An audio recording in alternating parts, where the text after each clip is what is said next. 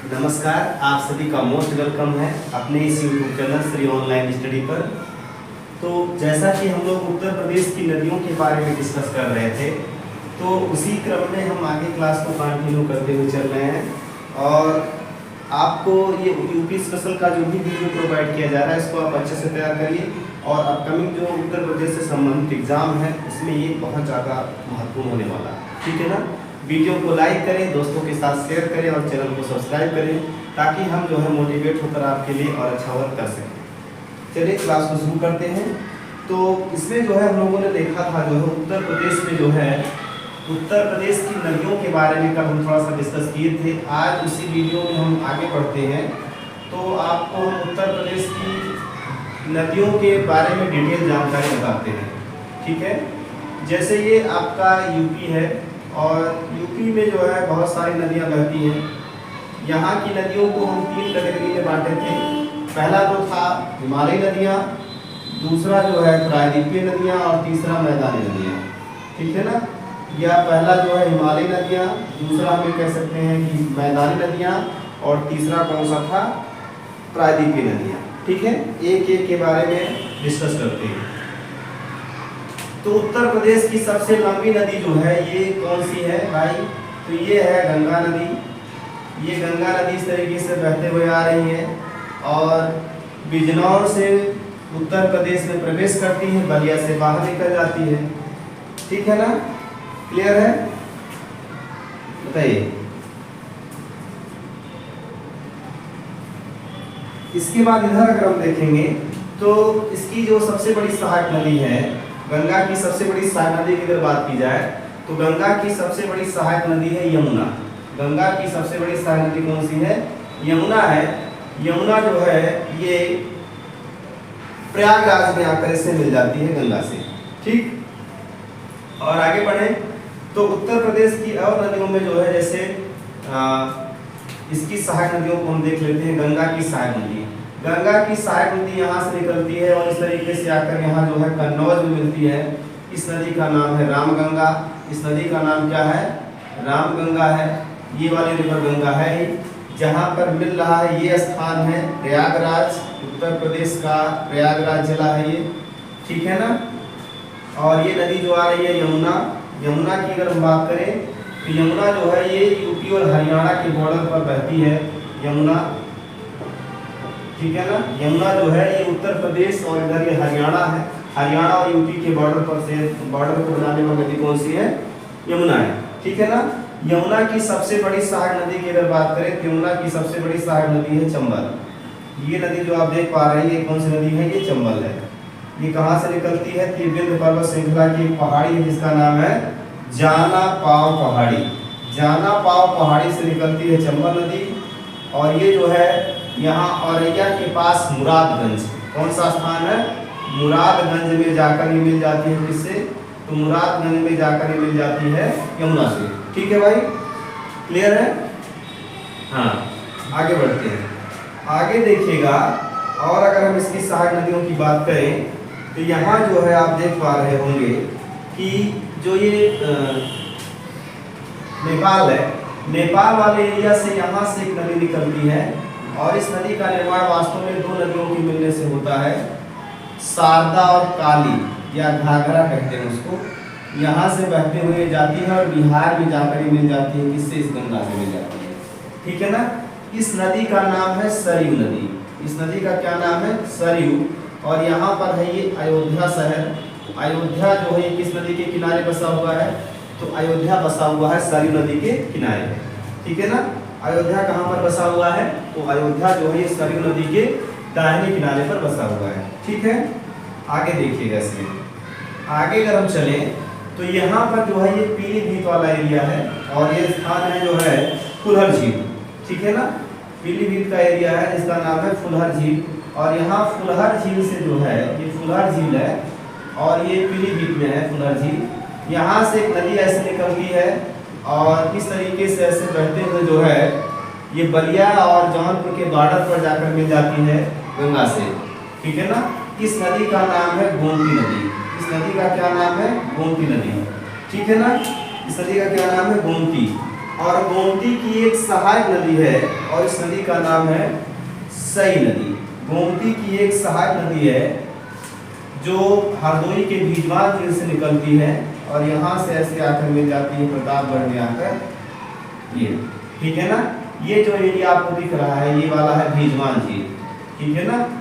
यहाँ पर जगह कम है तो मैं ऐसे थोड़ा सा लिख देता हूँ, भीजवान झील है ये, ठीक है ना, भीजवान झील। ठीक, चलो आगे बढ़ते हैं। इसमें आगे चलेंगे आप तो यहाँ जो है नेपाल से एक नदी निकल कर आती है और इसमें मिल जाती है सरयू में, और गोरखपुर इसके किनारे बसा हुआ है, ये शहर है गोरखपुर और इस नदी का नाम है राप्ती। इस नदी का क्या नाम है? राप्ती, ठीक है ना। ये कुछ चीज़ें हम कल डिस्कस कर चुके थे, उसी में आज इसको मैं बता रहा हूँ ताकि आपको अच्छे से याद हो जाए, क्योंकि यहाँ से इनकी सहायक नदियाँ, नदियों के किनारे बसे हुए शहर, कहाँ से नदी निकल रही है, ये सारे फैक्ट पूछे जाते हैं, ठीक है ना। यहाँ आगे बढ़ते हैं, यहाँ आगे बढ़ते हैं। ये वाली नदी जो आप देख रहे हो ये कहाँ से निकल रही है? नेपाल से। इधर आ जाइए तो यहाँ से एक नदी ऐसे बहते हुए नजर आती है और ये भी जाके मिल जाती है फाइनली गंगा में। इस नदी का नाम है गंडक। इस गंडक को नारायणी या सालिग्रामी भी कहा जाता है, नारायणी या इसको सालिग्रामी भी कहा जाता है, नारायणी या इसको सालिग्रामी भी कहा जाता है, नारायणी या सालिग्रामी भी इसको कहा जाता है, ठीक है ना। क्लियर है बातें? नारायणी या सालिग्रामी इसको कहा जाता है, क्यों? क्योंकि इसमें छोटे काले काले पत्थर होते हैं और उन पत्थरों को कहते हैं सालिग्राम, ठीक है ना। उनको कहते हैं सालिग्राम और उसी सालिग्राम से इनका नाम पड़ा है सालिग्रामी। सालिग्राम किसका पर्यायवाची है? तो सालिग्राम जो है ये नारायण का पर्यायवाची है।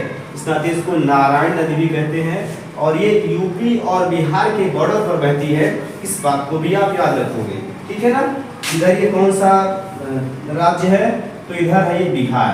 इधर ये कौन सा राज्य है? बिहार। तो बिहार और यूपी का बॉर्डर शेयर करने वाली नदी है गंडक। क्लियर है ना?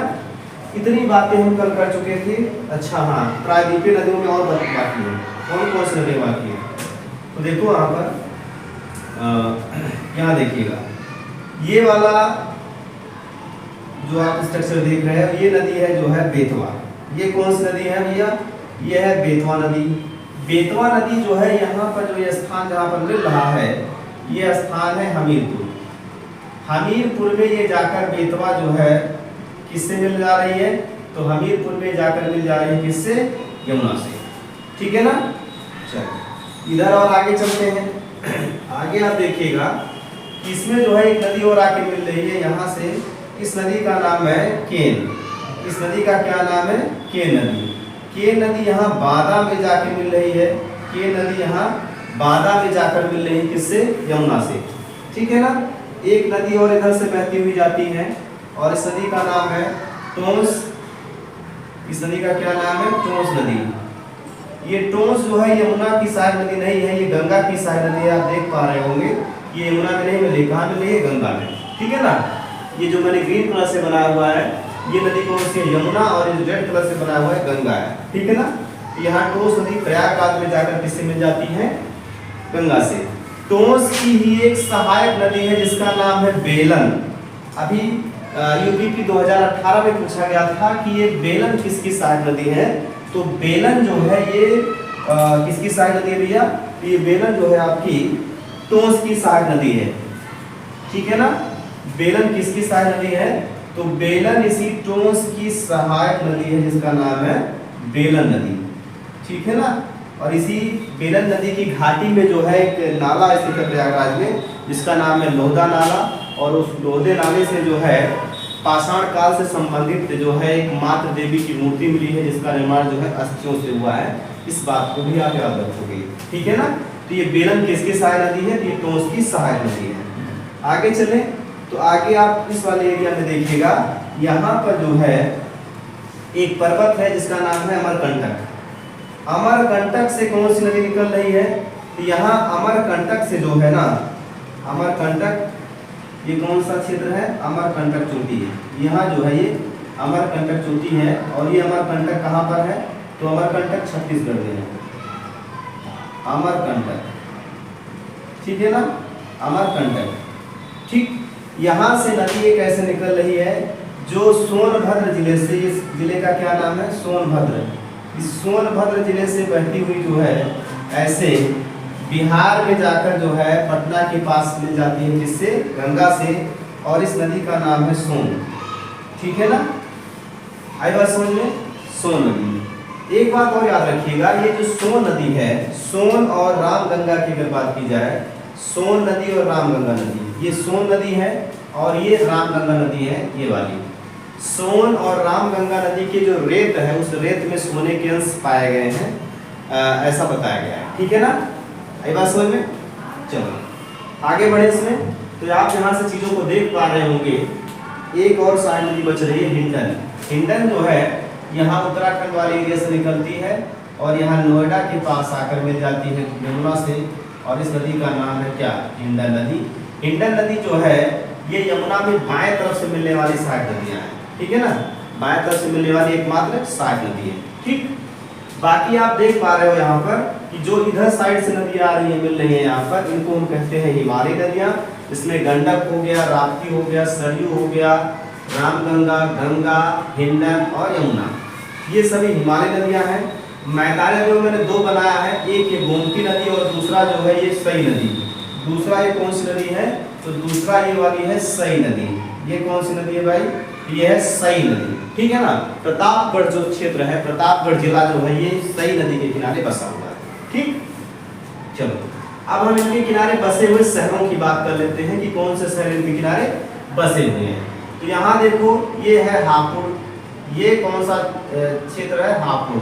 और हापुड़ में एक स्थान है गढ़मुक्तेश्वर। गढ़मुक्तेश्वर जो है यहाँ पर मेला लगता है गढ़मुक्तेश्वर, और ये भगवान शिव का जो है पवित्र स्थल है। और यहाँ पर जो है मेले का आयोजन गंगा नदी के किनारे किया जाता है। इसका मतलब ये हापुड़ का गढ़मुक्तेश्वर जो है ये गंगा नदी के किनारे बसा हुआ है। ठीक है, इसके आगे आप बढ़ोगे तो यहाँ पर जहाँ पर ये मिल रही है, ये स्थान है आपका कन्नौज। कौन सा स्थान है, कन्नौज, इत्रनगर कन्नौज, सेंट नगर कन्नौज है ना। इसके आगे आप बढ़ोगे तो इसके आगे आपको यहाँ मिलेगा, ये है कानपुर। कानपुर, ठीक है ना, कानपुर, ये आपका प्रयागराज हो ही गया। यहाँ पर ये है मिर्जापुर, यहाँ पर ये कौन सा स्थान है, मिर्जापुर। और इधर आगे ये कौन सा स्थान है, वाराणसी। ठीक है ना, और इधर ये बलिया है, और बलिया से ये नदी कौन सी, गंगा बाहर निकल जाती है। ठीक है ना, गंगा नदी कहाँ चली जाती है, बाहर निकल जाती है। ठीक क्लियर है। यमुना के किनारे बसे हुए शहरों की अगर बात की जाए तो यहाँ पर जो है ये नोएडा, नोएडा हो गया। ठीक है ना, इधर आप चले आओगे तो यहाँ पर जो है मथुरा, मथुरा हो गया। ठीक है ना, यहाँ उसके नीचे आगरा, मथुरा के नीचे कौन सा क्षेत्र है, आगरा। ये आगरा भी इसी के किनारे बसा हुआ है। इधर आप आ जाओगे औरैया के पास, यहाँ पर कालपी जालौन वाला एरिया है। ठीक है, तो अभी मैं इसको और डिटेल में आपको समझाता हूँ, एक एक नदी पे डिस्कस करते हुए। ठीक, आई होप इतनी चीजें आपको समझ में आ रही होंगी। ठीक है ना, चले आगे। तो गंगा नदी जो है ये उत्तर प्रदेश के बिजनौर जिले से प्रवेश करती है, 28 जिलों से बहते हुए बलिया से बाहर निकल जाती है। गंगा के बारे में थोड़ा सा बात करेंगे। ये जो है बिजनौर से उत्तर प्रदेश में प्रवेश करती है और बलिया से बाहर निकल जाती है, बलिया से यूपी से बाहर चली जाती है। ठीक है ना, कितने जिलों से बहती है, तो 28 जिलों से बहती है, 28 जिलों से बहती है। ठीक है ना, इन सब चीजों पे हम लोग डिस्कस कर चुके थे। ठीक है, आगे अगर इसमें हम चले तो आगे आपको ये बताना है इसमें जो है कि इसके किनारे कौन कौन से शहर बसे हुए हैं। ठीक है ना, तो गंगा के किनारे बसे हुए शहरों की अगर बात करें तो गढ़मुक्तेश्वर, गढ़मुक्तेश्वर। ठीक है ना, गढ़मुक्तेश्वर ये हापुड़ में पड़ता है, और गढ़मुक्तेश्वर जो है ये गंगा नदी के किनारे बसा हुआ है। ठीक है ना, और शहरों की अगर बात की जाए तो जैसे कानपुर हो गया, कन्नौज, कानपुर, कन्नौज। ठीक है, इसके अलावा और शहर आपका प्रयागराज, मिर्जापुर, वाराणसी। प्रयागराज, मिर्जापुर और वाराणसी, प्रयागराज, मिर्जापुर और वाराणसी, ये सभी जो है किसके किनारे बसे हुए हैं? तो ये सभी गंगा के किनारे बसे हुए शहर, ठीक है ना। चलो, गंगा की सबसे बड़ी सहायक नदी कौन सी है? यमुना। ठीक, यमुना की बात कर लेते हैं। यमुना, यमुना में ध्यान दीजिएगा, ये उत्तर प्रदेश के 12 जिलों से बहती है, 12 जिलों से बहती है, ठीक है। और हरियाणा और उत्तर प्रदेश के बॉर्डर को बनाती है, हरियाणा तथा उत्तर प्रदेश के बॉर्डर को बनाती है, की सीमा को बनाती है, ठीक है ना। हरियाणा और उत्तर प्रदेश की सीमा को बनाती है। इसके किनारे बसे हुए शहरों की अगर हम बात करें तो नोएडा हो गया, नोएडा, ठीक है ना। नोएडा के बाद मथुरा, आगरा, ठीक है ना, मथुरा, मथुरा के नीचे आगरा, और कालपी, कालपी एक स्थान है जालौन का, जालौन जिले का स्थान है, जालौन का स्थान है कालपी, ठीक है ना। मथुरा अगर बसा तो वृंदावन, ये सारी चीजें इसी के किनारे होंगी। इसके बाद जो है इसकी सहायक नदियों की अगर बात की जाए, है ना, यमुना की सहायक नदियों की अगर बात की जाए तो देखो, गंगा की सबसे बड़ी सहायक नदी कौन सी है? तो गंगा की सबसे बड़ी सहायक नदी जो है यमुना है। सबसे बड़ी सहायक नदी कौन सी है? यमुना। सहायक नदी कौन सी है? यमुना, ठीक है ना। गंगा की सबसे बड़ी सहायक नदी कौन सी है? यमुना। गंगा की अन्य सहायक नदियां जो बाएं तरफ से मिल रही हैं, तो आपको उसमें देखा था आप लोगों ने कि बाएं तरफ से जो नदी मिल रही है उसमें जो है रामगंगा, ठीक है ना, रामगंगा, गोमती, ये दोनों नदियां यहाँ पर मिलती हैं, बाकी सरयू बिहार में जाके मिलती है, ठीक है ना। तो गंगा की जो है बाईं ओर से मिलने वाली सहायक नदियों में अगर देखा जाएगा और आपसे पूछा जाए तो आप बताएंगे कि रामगंगा, रामगंगा हो जाएगा, ठीक है ना, रामगंगा। इसके बाद गोमती, सरयू भी है इसकी सहायक नदी, लेकिन सरयू उत्तर प्रदेश में बहते हुए बिहार में जाके मिलती है, इस फैक्ट को भी आपको याद रखना होता है, ठीक है ना। और अगर हम कहें इसकी दाईं ओर से मिलने वाली सहायक नदियों की अगर बात की जाए तो गंगा की दाईं ओर से जो मिलने वाली सहायक नदियां हैं, इस दाईं ओर से मिलने वाली सहायक नदियों में आप लोगों ने देखा था जो है यमुना, यमुना और टोंस, यमुना और टोंस। बाकी सोन जो है ये आपका बिहार में जाकर गंगा से मिलती है, ठीक है ना। तो इस बात को भी आपको याद रखना होता है। तो बाईं ओर से मिलने वाली सहायक नदियों में रामगंगा, गोमती और यमुना और टोंस, ये दाईं ओर से मिलने वाली गंगा की सहायक नदियां हैं, ठीक है ना। यमुना की सहायक नदियों की अगर बात करें, यमुना की सहायक नदियां कौन कौन सी हैं, तो इसको भी देखिएगा। यमुना की सहायक नदियां अगर आपको पूछा जाए तो आप बताओगे कि यमुना की सहायक नदियां जो है चंबल, बेतवा, केन, चंबल, बेतवा, केन है, चंबल, बेतवा तथा केन है, और ये किधर से मिल रही हैं? तो ये दाईं ओर से मिल रही है, ठीक है ना। इसके अलावा हिंडन जो है, हिंडन भी इसकी सहायक नदी है, और ये जो है बाईं ओर से मिल रही है, ठीक है ना। ये दाएं और बाएं का मतलब समझ रहे हैं, जैसे नदी ऐसे बह रही है इस तरीके से, तो इधर से जो नदी आके मिल रही है इसका मतलब ये बाईं ओर से मिल रही है, इधर से जो नदी आके मिल रही है इसका मतलब ये दाईं ओर से मिल रही है, ठीक है ना। सपोज कर लिया करिए कि आप यहाँ पर नाव लेकर जा रहे हैं, और जब आप नाव लेकर इस दिशा में जा रहे हैं तो इधर से जो सहायक नदी मिलेगी वो बाईं ओर से, इधर से जो मिलने वाली है वो दाईं ओर से मिलने वाली सहायक नदी है, ठीक है ना। क्लियर है भाई? चलो, तो ये हो गया गंगा और यमुना। आगे की चीजों पे हम बात करते हैं। गंगा और यमुना के बाद हम आगे चलते हैं, ठीक है ना। चलिए, ठीक,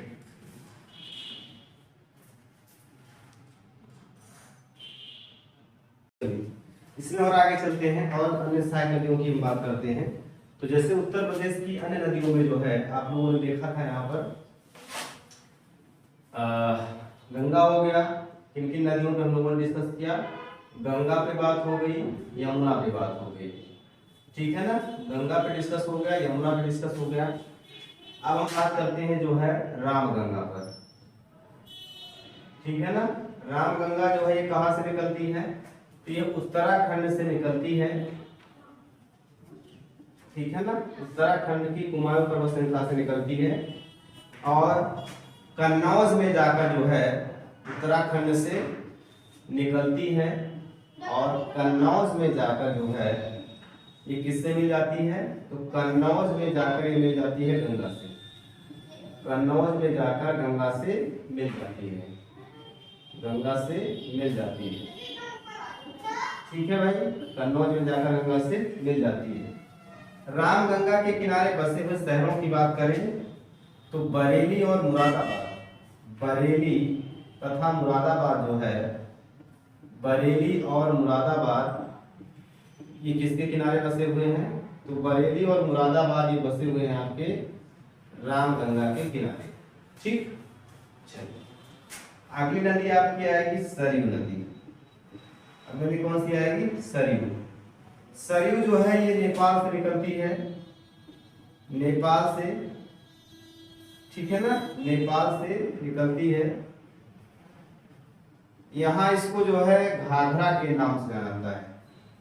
ठीक है ना, नेपाल में इसको किस नाम से जानते हैं? घाघरा के नाम से जानते हैं। और इस घाघरा में जो है शारदा तथा काली नदियां आके मिलती हैं। सीतापुर के पास जो है इस घाघरा में जो है शारदा, ठीक है ना, तथा काली नदी जो है यहाँ पर आकर मिलती है। काली नदी आकर जब मिलती हैं तो इस घाघरा का नाम क्या हो जाता है? इस घाघरा का नाम हो जाता है सरयू नदी। ठीक है ना, घाघरा में जो है जो शारदा तथा काली नदी आके मिलती है, कहाँ पर मिलती है? सीतापुर में। सीतापुर के बसरा नामक स्थान पर आकर मिलती है। तो यहाँ से इस घाघरा को हम किस नाम से जानते हैं? तो इस घाघरा को हम जानते हैं सरयू के नाम से। ठीक है ना, सरयू के किनारे एक शहर बसा हुआ है जिसका नाम है अयोध्या। अयोध्या किस नदी के किनारे बसा हुआ है? तो अयोध्या जो है सरयू नदी के किनारे बसा हुआ है। ठीक है, इतनी बातें क्लियर हुई। चलो आगे बढ़ते हैं। सरयू नदी जो है ये बहती तो उत्तर प्रदेश में है, ठीक है ना, लेकिन ये बिहार में जाकर गंगा से मिल जाती है। जैसे गंडक, सरयू तथा सोन, गंडक, सरयू तथा सोन ये बहती तो है उत्तर प्रदेश में, लेकिन बिहार में जाकर कहाँ मिलती है? गंगा से। ठीक है, इसमें आगे हम देखेंगे जो है राप्ती के बारे में। राप्ती नदी जो है ये कहां से निकलती है? तो ये राप्ती नदी आपकी निकलती है जो है नेपाल से। ठीक है ना, राप्ती नदी कहां से निकलती है? नेपाल से निकलती है। तो देखिए राप्ती नदी जो है, राप्ती, राप्ती कहां से निकलती है? तो ये नेपाल से निकलती है, नेपाल वाले क्षेत्र से निकलती है। ठीक है, और ये देवरिया में जाकर जो है, देवरिया में जाकर ये किससे मिल जाती है? तो ये सरयू से मिल जाती है। देवरिया में जाकर किससे मिल जाती है? सरयू से। राप्ती के किनारे एक शहर बसा हुआ जिसका नाम है गोरखपुर। ठीक है ना, गोरखपुर किसके किनारे बसा हुआ है? तो गोरखपुर बसा हुआ है राप्ती के किनारे। ठीक है ना, किसके किनारे बसा हुआ है? राप्ती के किनारे। ठीक है, ये नदियां हो गई। ठीक, इसके बाद अगली नदी आती है गंडक। अगली नदी कौन सी आएगी? गंडक। कौन सी नदी आएगी? गंडक नदी।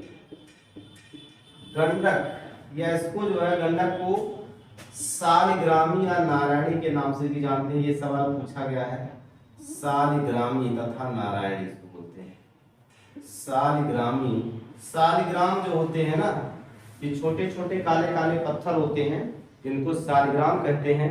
अभी भगवान राम की प्रतिमा का निर्माण करने के लिए भी जो है शालिग्राम पत्थर को लाया गया था, वहीं से गंडक नदी के आसपास के एरिया से, नेपाल से। ठीक है ना, तो ये शालिग्रामी या इसको नारायणी के नाम से भी जाना जाता है। ठीक है ना, शालिग्रामी या नारायणी के नाम से इसको जाना जाता है। और ये गंडक नदी जो है बिहार और यूपी के सीमा को बनाती है, बिहार तथा यूपी का बॉर्डर बनाती है, यूपी की सीमा बनाती है। ठीक भाई, तो ये हो गया आपका जो है हिमालयी नदियां, ठीक है ना। कल हम लोग डिस्कस करेंगे जो है मैदानी नदियों पे और प्रायद्वीपीय नदियों पे, ठीक है। तो आज के लिए इतना रखिए, बाकी चीजों को आप अच्छे से पढ़ते चलिए, नोट्स बनाते चलिए और इसको बार बार रिवीजन करते चलिए। ओके, थैंक यू सभी को।